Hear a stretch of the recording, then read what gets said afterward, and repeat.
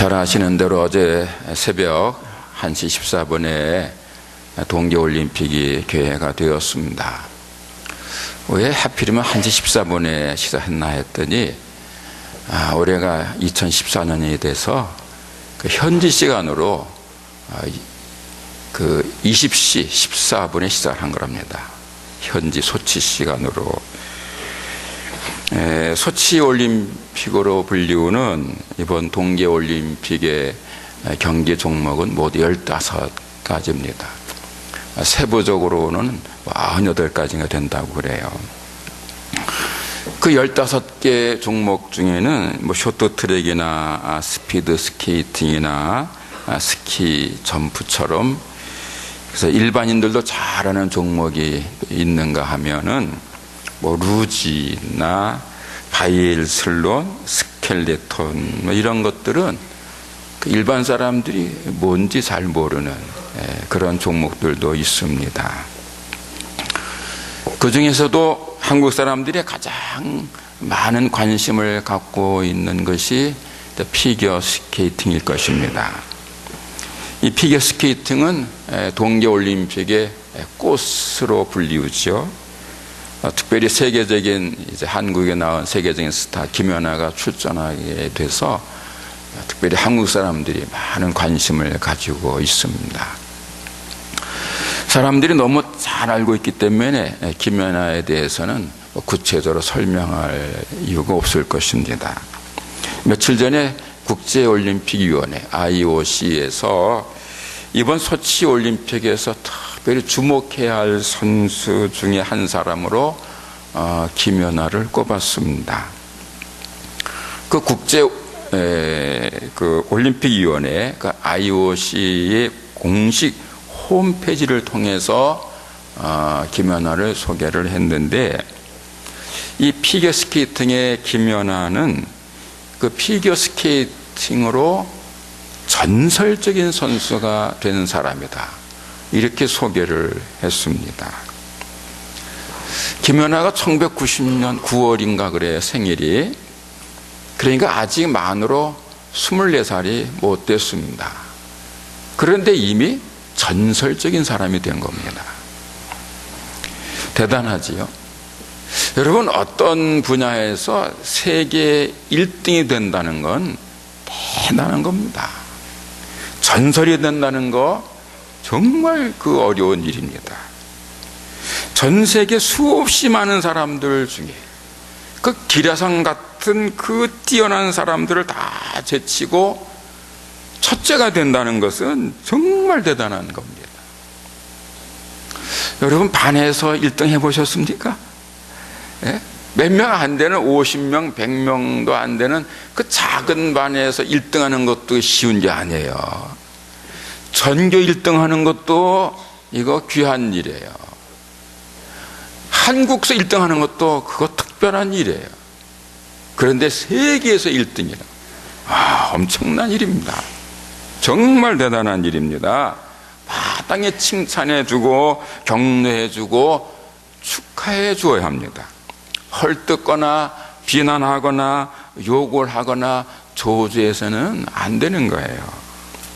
세계 대회에 나가서 그 1등을 했다는 것만으로도 그 민족과 조국의 이상을 굉장히 높인 거잖아요. 그러니까 마땅히 축하하고 그리고 칭찬해주고 자랑해야 하는 겁니다.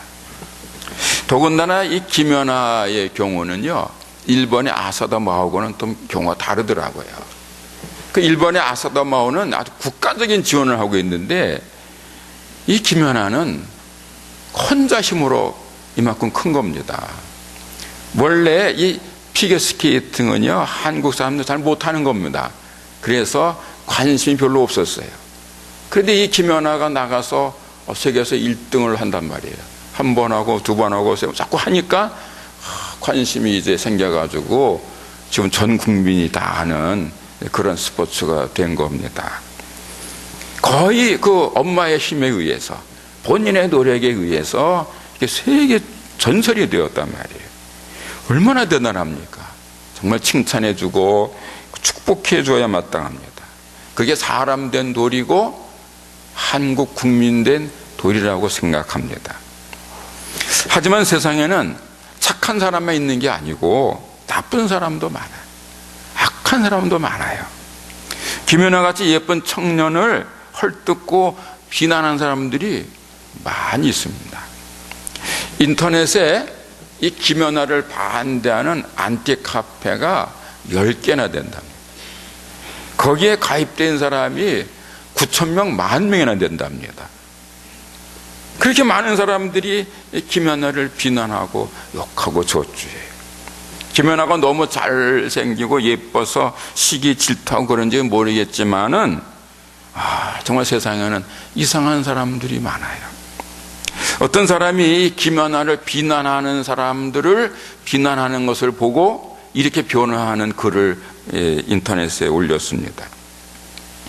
세상에는 누군가를 좋아하는 자유도 있지만 누군가를 싫어하는 자유도 있고 누군가를 싫어하는 자유도 인정돼야 되지 않는가? 이런 글을 썼어요. 어떻게 생각하십니까? 누군가를 좋아하는 자유도 있지만 누군가를 싫어하는 자유도 있고 그 누군가를 싫어하고 비난하는 자유도 인정받아야 되지 않냐, 이런 얘기예요. 생각은 자유고 민주주의는 표현의 자유가 있습니다만은 이유 없이 다른 사람들을 싫어하고 공개적으로 비방하는 자유도 자유라고 주장하는 것은 자유라기보다는 방종이라고 말할 수 있겠습니다. 신앙을 떠나서 성숙한 인격자 그리고 착하고 순단한 사람은 괜히 다른 사람을 비방하거나 저주하지 않기 때문입니다. 이유 없이 다른 사람을 비방하고 저주하는 사람은 그 마음이 나쁜 사람이에요. 인격이 유치한 미성숙한 사람입니다. 우리 한일교회 성도들 중에는 그런 유치하고 미성숙한 사람이 하나도 없는 줄로 믿습니다. 만약에 한일 성도 여러분들 중에 그런 유치하고 미성숙한 사람이 한 사람이라도 있다면 주님께서 대단히 민망히 여기실 것이고 슬퍼하시고 마음 아파하실 것입니다. 주님 예수 그리스도는 상한 갈대도 꺾지 않으시고 꺼져가는 등불도 끄지 아니하시는 사랑의 주님이십니다. 예수님은요 언제나 착하고 의롭고 진실하고 그리고 온유하고 겸손한 사랑의 사람을 기뻐하시고 어여삐 보십니다. 예수님의 십자가의 그 진한 사랑의 그 높이 그리고 깊이 그런 넓이와 길이를 잘 알고 감사 감격하면서 주님을 위해서라면 복음을 위해서라면 기꺼이 자기의 목숨도 아끼지 않고 충성 헌신 봉사하는 사람을 어여삐 계시고 사랑하시고 상급도 주시는 것입니다. 여러분, 김연아가 올림픽이나 세계 선수권 대회에 나가서 우승을 할 때 얼마나 예쁩니까? 그 김연아가 아주 특출한 기량으로 승리할 때마다 그래서 그 경기장에 태극기가 올라가고 애국가가 울려 퍼질 적마다 가슴이 뭉클하고 그 김연아가 참 예쁘게 보이잖아요. 그러면서 이런 생각들 하시죠? 야, 제 엄마 아빠는 얼마나 좋을까? 그 남의 딸이지만 너무 이쁘다, 이런 생각을 하잖아요. 여러분, 내가 낳은 그리고 내가 기른 내 아들 딸이 세계에서 1등을 한다면 얼마나 좋으시겠어요? 얼마나 기쁘시겠어요? 얼마나 행복하시겠어요? 천하를 얻은 기쁨일 것이고 이대로 죽어도 좋다는 행복감을 가지게 될 것입니다. 자녀가 잘할 때 부모는 가장 행복하게 되는 겁니다. 그리고 그러한 마음은 하나님도 똑같으십니다. 거룩하신 하나님도 당신의 자녀가 믿음 안에서 하나님께서 기뻐하실 일을 할 때 기뻐하고 좋아하시고 행복해 하시는 거예요. 구약성경 스바냐서 3장 17절에서 이렇게 말씀을 합니다. 주 너의 하나님이 너와 함께 계신다. 구원을 베푸실 전능하신 하나님이시다. 너를 보고서 기뻐하고 반기시고 너를 사랑으로 새롭게 해주시고 너를 보고서 노래하며 기뻐하실 것이다. 축제 때에 즐거워하듯 하실 것이다. 어떤 학자가 이 말씀을 이제 번역을 하면서 이렇게 말했어요. 하나님께서 쩔쩔매신다. 하나님이 기쁘셔가지고 어쩔 줄을 몰라서 쩔쩔매신다는 거예요. 여러분, 때로 정말 너무 좋아서 어쩔 줄 모르고 쩔쩔매신 적 있으십니까?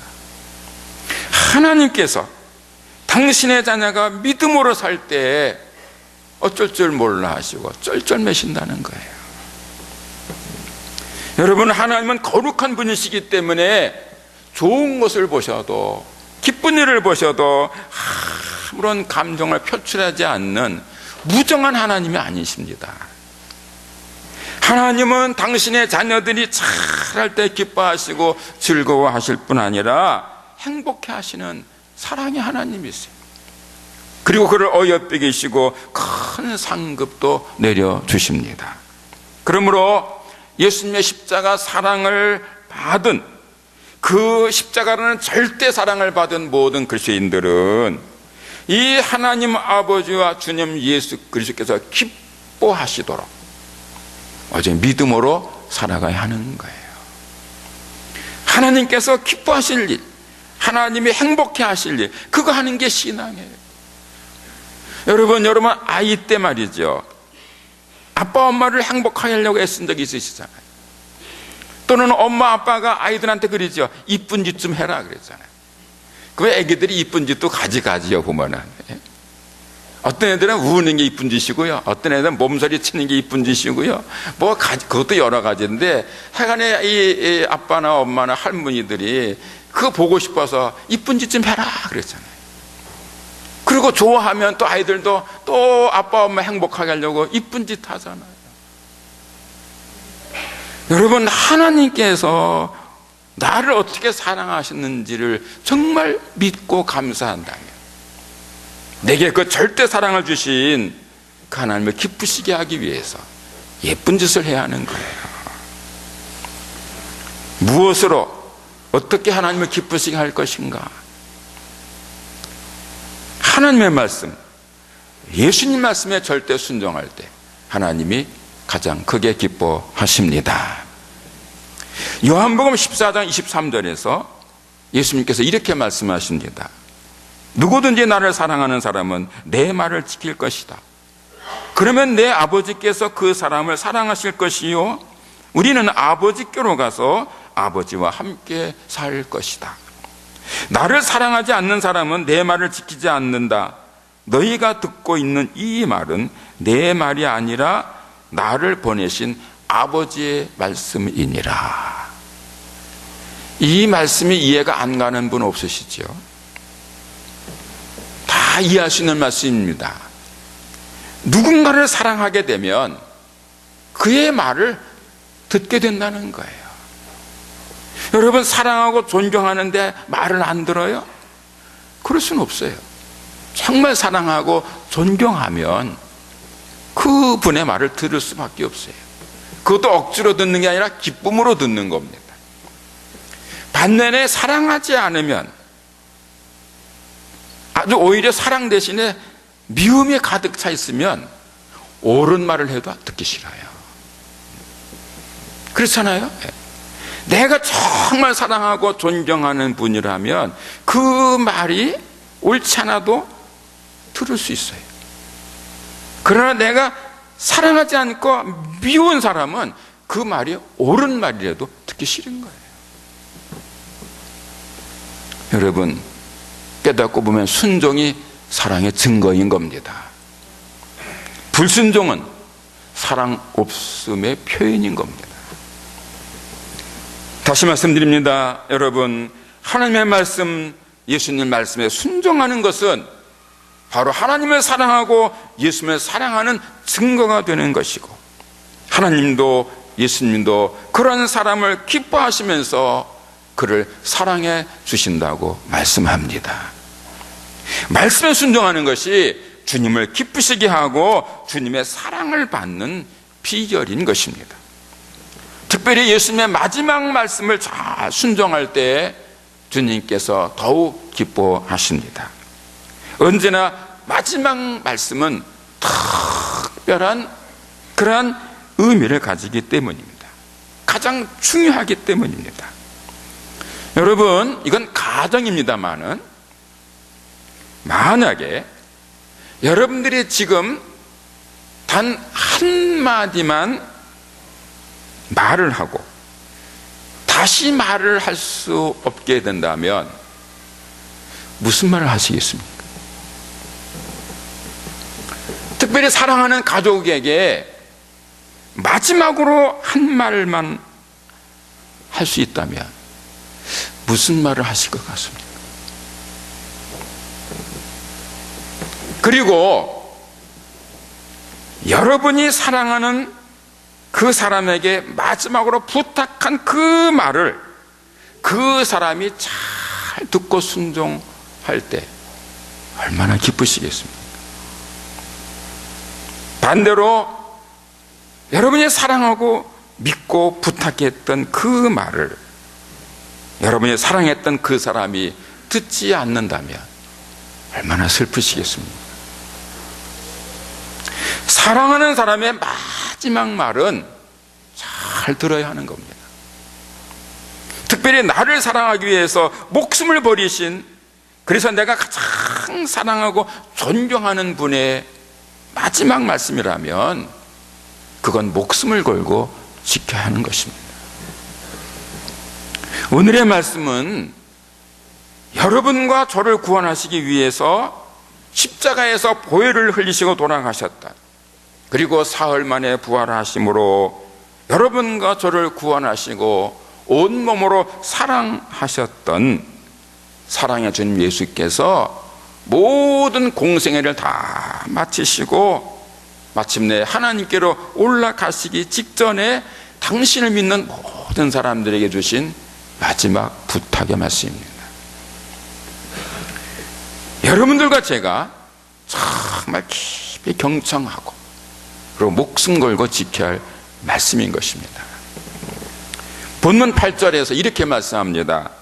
오직 성령이 너에게 임하시면 너희가 권능을 받고 예루살렘과 온 유대와 사마리아와 땅끝까지 이르러 내 증인이 되리라. 성령의 감동을 받은 그리스도인들은 땅끝까지 예수님을 전하는 증인이 될 것이라는 말씀입니다. 이 말씀은요, 마태복음 28장 19절과 20절의 말씀과 함께 구원받은 모든 그리스도인들이 마지막까지 늘 기억하고 순종해야 할 그리스도인의 사명에 관한 말씀입니다.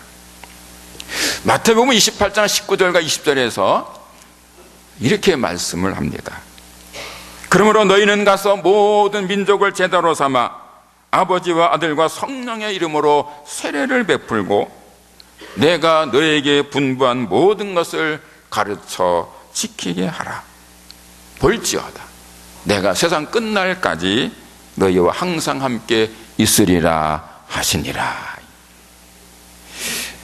여러분, 이 마태복음 28장 19절과 20절 말씀도요, 예수님께서 하늘로 올라가시기 직전에 마지막으로 하신 말씀인 거예요.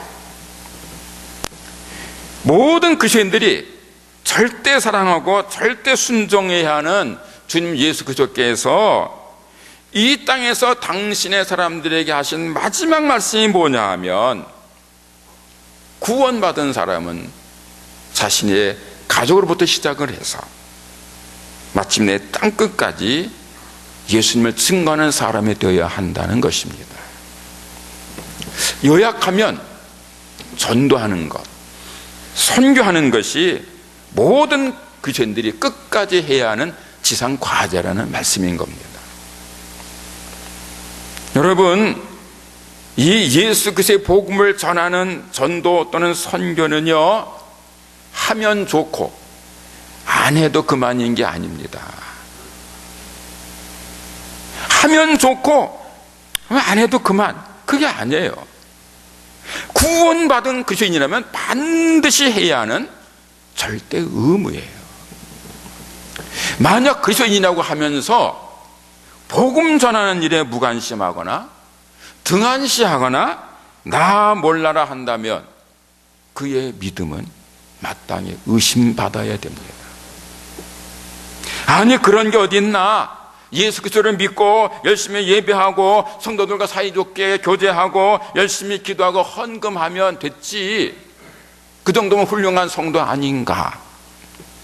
가족이나 친구라 몰라도 땅끝까지 복음을 전하는 일까지 반드시 해야 한다는 것은 무리한 요구가 아닌가?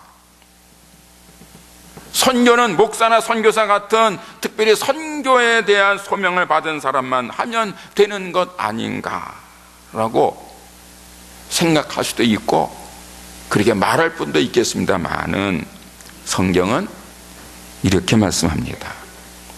디모데후서 4장 1절과 2절에서 말씀합니다. 하나님 앞과 살아있는 자와 죽은 자를 심판하실 그리스도 예수 앞에서 그가 나타나실 것과 그의 나라를 두고 엄히 명하노니, 그냥 명하는 게 아니에요. 엄히 명하노니 너는 말씀을 전파하라. 때를 얻든지 못 얻든지 항상 힘쓰라. 예수 그리스도의 복음을 전하는 일은 때를 얻든지 못 얻든지 그 때와 상황에 관계없다는 거예요. 항상 언제나 힘써야 하는 절대 명령이라는 말씀입니다. 여러분, 여러 번 말씀드린 것처럼 명령은 지켜져야 합니다. 여러분, 세상에서도요 명령은 지켜져야 됩니다. 특별히 군대에서 상관이 명령했어요. 부하는 반드시 복종해야 됩니다. 재판정에서 판사가 명령합니다. 사회봉사 10시간 하세요. 벌금 얼마 내세요. 그럼 그거 지켜야 됩니다. 만약에 세상에서도 명령을 받았음에도 안 들으면 불이익을 당하는 거예요. 명령은 지켜져야 돼요. 사람의 명령도. 그렇다면 하나님의 명령, 예수님의 명령을 여러분 어떻게 외면할 수 있겠습니까? 결코 아니요 하거나 못 들은 척 무반응을 보여서는 절대로 안 되는 거예요. 하나님의 명령, 예수님의 명령, 특별히 마지막 명령은 어떤 경우에도 반드시 지켜져야 하는 거예요. 그래서 신실했던 그리스도인들은 다 그 명령에 순종을 했습니다. 먼저는 가족들에게 예수님을 전했고, 그 후에는 친구와 친지들에게 복음을 전했고, 때로는 멀리 외국까지 가서 복음을 전했습니다. 바울이 그랬고요, 베드로가 그랬습니다. 의심 많던 도마도 멀리 인도까지 가서 선교하다가 마침내 순교를 했다고 전해지고 있습니다. 사도들만 그런 것이 아닙니다. 그 후에도 신실한 그리스도인들은 땅끝까지 복음을 전하기 위해 애썼고 수고했고 마침내 목숨까지 바쳤습니다. 현대 선교의 아버지라는 윌리엄 캐리는 인도에서 40년 동안 선교하다가 결국 인도 땅에서 돌아갔습니다. 아프리카의 아버지 소리를 듣는 리빙스턴도 아프리카를 위해서 선교에 힘쓰다가 아프리카에 묻혔습니다. 망해가던 조선 땅에 와서 예수 그리스도의 복음을 전했던 언더우드 목사는 26살의 젊은 나이에 조선 땅에 와서 교회를 세우고 학교를 세우고 병원을 세우고 조선사를 완전히 뒤집어 놓고는 말년에 병들어 미국 가서 치료받다가 하늘나라 갔습니다. 이 캐리나 또는 리빙스턴이나 그리고 이 언더우드는요 공통점이 있는데 다 영국 태생입니다. 이 언더우드는요 미국에서 왔습니다만은 태어나기는 영국에서 태어났어요. 여러분, 1800년대 영국은 세계 최고의 나라예요. 세계 중심이에요. 그런 나라에서 잘 살고 있던 사람들이 인도, 아프리카, 조선에 가서 거기서 어려운 사람들 위해 살았다는 거, 여러분, 대단한 일이에요. 그들만 그런 게 아닙니다. 지금도 세계 곳곳에서 수많은 하나님의 사람들이 예수 그리스도의 복음을 전하기 위해서 자신의 생을 바치고 있습니다. 우리 교회가 후원하던 이성호 선교사의 경우를 보면은요, 이분이 인도 네팔에 가서 복음을 전했는데 1990년대 초반에 그 네팔에 이제 혼란기가 옵니다. 그래서 공산당들이 바로 하고 나중에 이제 정권을 탈취하고 그럽니다. 그 바람에 이 공산당들의 박해를 받는 바람에 도망치다가 결국 귀국을 했어요. 근데 한국에 들어오니까 갈 데가 없어요. 그래서 저한테 연락을 하고 우리 교회를 왔는데 이 몸이 다 망가졌어요. 간이 망가지고 당뇨가 심하고, 그래가지고 어떻게 할 수가 없어서 우리 신창래 원사님 그때 중앙호단 하실 때 방 하나 내주셔서 거기서 여러 날 지냈습니다. 또 우리 집에 와서 늘 식사를 하시고, 또 우리 교회에서 치료비에 대해서 병원에서 치료도 받고, 이러면서 여러 날 동안 치료받고 돌아갔는데, 그 네팔로 돌아갈 때도 몸이 완전히 회복된 상태가 아니고 여전히 몸이 아픈 상태에서 돌아가는 거예요. 그래서 이소선 기사님, 그 몸 갖고 어떻게 더 있다가 그래도 가야 한다고 그러고 가더라고요. 지금은 은퇴를 했습니다마는 온몸이 다 망가졌어요. 눈도 거의 안 보입니다. 실명 직전에 있습니다. 이렇게 봅니다. 신장 다 망가져서 일주일에 4번씩 혈액투석을 하고 있습니다. 이성호 선교사, 인도, 네팔 선교를 위해서 일생을 바친 사람입니다. 지금도 우리 교회가 후원하고 있는, 그리고 이제 교회 설립 40주년 행사 일환으로 도우려고 하고 있는 그 스와질랜드의 그 김종양 선교사 부부도요, 대단한 분들이에요. 이분들은 스와질랜드 국적을 취득한 사람들이에요. 한국 국적을 가지고는, 한국 여권을 가지고는 그 아프리카에서 계속 이렇게 장기적으로 선교하기가 어려우니까 아예 그냥 그 스와질랜드 국적을 취득했어요. 그래서 아프리카 사람이 된 거예요. 스와질랜드는 세계에서 제일 가난한 나라 중에 하나예요. 국민의 40% 이상이 에이즈 환자들입니다. 그런 곳에서 사는 것 자체가 위험한 일이에요. 그런데 거기서 정말 일생을 걸고 헌신하고 있어요. 아예 국적까지 취득해서 아프리카 사람이 돼가지고 예수 그리스도를 전하고 있습니다. 또 우리 교회 출신인 신성학, 최성학 선교사 부부도요, 아주 훌륭한 분들이에요. 한간에 고통받는 그 집시들, 노숙자들을 위해서 아주 애쓰고 수고하고 있습니다. 가족들에게 얘기했는지 모르겠어요. 걱정하실까봐. 그런데 이 신성학 선교사도요, 복음 전하다 욕 많이 먹었답니다. 심지어는 매를 맞은 적도 있다고 그럽니다. 한국에 있으면 얼마든지 잘 살 수 있는 사람들이 뭐냐면 타국 땅에 가서 고생하고 있는 거예요. 왜 그렇게 합니까? 왜 고생을 자처하고 있습니까? 예수님의 사랑 때문입니다. 예수님의 십자가 사랑에 너무 감사해서 예수님의 사랑에 만분지라도 보답하기 위해서 예수님의 마지막 부탁 말씀인 땅끝까지 가서 증거라는 그 말씀에 순종하기 위해서 땅끝까지 가서 목숨 걸고 선교하고 있는 거예요. 거기에 비하면 오늘 저와 여러분들은 너무 편하게 예수 믿고 있는 겁니다. 너무 쉽게 예수님 믿고 있는 겁니다. 여러분 그런 생각 안 되십니까?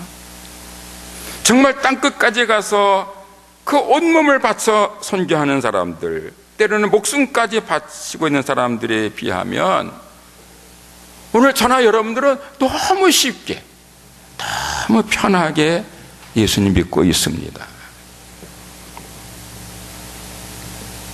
물론 사람마다 생각이 다를 겁니다. 가치관이 다를 겁니다. 믿음이 다르기 때문에 이 정도면 괜찮지 않겠나 이렇게 생각할 분도 계시겠습니다만은, 여러분, 성경에 나오는 위대했던 믿음의 사람들은 고사하고 교회사에 나오고 있는 위대한 사람들도 제쳐놓고 지금도 지구촌 곳곳, 특별히 오지에서 열악한 환경 속에서 복음 전하고 있는 그분들에 비하면 저와 여러분들은 너무 쉽게, 그리고 너무 편하게 예수를 믿고 있는 것이 부인할 수 없는 사실인 겁니다. 그러므로 이제 우리는 다 함께 깊이 생각해야 하겠습니다. 나를 사랑하사 나를 위하여 자기를 버리셨던 그 주님 예수님을 위해서 주님 예수께서 마지막으로 부탁하신 그 말씀을 준행하기 위해서 나는 무엇을 어떻게 해야 하는지에 대해서 깊이 생각해야 하겠습니다. 그리고는 주님 예수 그리스도께서 기뻐하실 것 같은 그 일에 기쁨으로 동참하기를 결단해야 할 것입니다. 어떻게 해야 주님께서 기뻐하시고 나를 어여삐 여기실 것인가를 깊이 생각하고, 그리고 결단하고, 그리고 실천해야 할 것입니다. 참된 믿음은 실천되어져야 하고, 진정한 사랑은 실제적으로 표현되어야 하기 때문입니다. 이제 구체적인 방법에 대해서는 말씀하지 않겠습니다. 그것은 여러분 스스로가 생각하실 문제이고, 그리고 사실은 여러분들도 이미 다 알고 계실 줄 믿기 때문입니다. 기도하겠습니다. 하나님 아버지, 오늘 주님께서 땅끝까지 가서 증인이 될 것이고 데려가신 말씀을 상고했습니다. 하나님 아버지, 주님께 주신 마지막 그 명령을 지키기 위해서 목숨을 거는 사람들도 있는데, 거기에 비해서 오늘 저희들은 너무 쉽게, 너무 편하게 믿고 있음을 하나님 부끄럽게 여깁니다. 원컨대 저희들을 긍휼히 여겨 주시고 저희들의 믿음이 새로워지도록 도와주옵소서. 저희들의 믿음도 뜨거워지게 하여 주옵소서. 땅끝까지 복음 전하는 말씀을 기억하게 하시고 어떻게 협력할 것인가를 생각하게 하옵소서. 할 수만 있으면 몸으로 할 수 있게 하시고, 그것이 아니면 기도할 수 있게 하시고, 아니면 때로는 여러 가지 방법으로 협력할 수 있는 지혜자들이 되게 하여 주시고, 주님의 지상 명령을 어떤 모양으로든지 준행하는 성숙한 신앙인들 다 되게 하옵소서. 그래 마지막 날 참 잘했다, 착하고 충성된 종이라고 인정받고 칭찬 듣고 상급받는 은혜 내려 주옵소서. 예수님의 이름으로 기도하옵나이다. 아멘.